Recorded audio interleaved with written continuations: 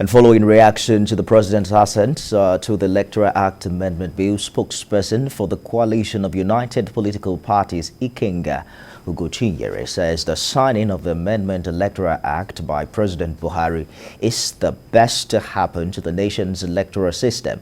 Speaking with journalists in Owerri, the Imo State capital, the opposition coalition spokesperson noted that the era of electoral fraud by politicians has gone. He noted that the action of the president would further strengthen the electoral system and make Nigerians have confidence in the process. The president, by this singular act, has done what is statesmanly, has done what is patriotic, have done what is needful, have also, by this action, defended his oath of office in a way that he has never done before. I know how difficult it might be for him, going by pressures from party men who feels the law will not give them a few days to return us back to the dark days of election rigging. But while in commending the president, we must also, even though this action is belated, but it's also commendable. And also the opposition commends members of the parliament, both at the House of Rep and the Senate, for also listening to the cries of Nigerians, especially when the president withheld the first assent to rework the bill, remove the contentious issues, and then sign it in law.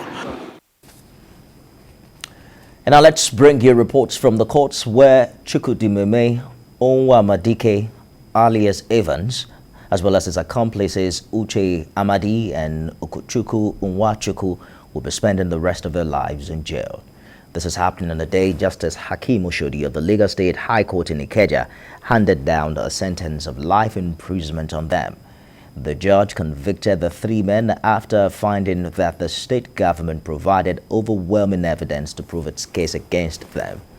The court earlier discharged three other co-defendants, OGECHI, UCHECHUKWU, Chilaka Ifeanyi, and Victor Aduba, of the alleged crimes. It declared that the prosecution didn't succeed in proving their guilt beyond reasonable doubts. The court in its sentencing noted that none of the three convicts showed any remorse for the crimes but tried to lie their way out.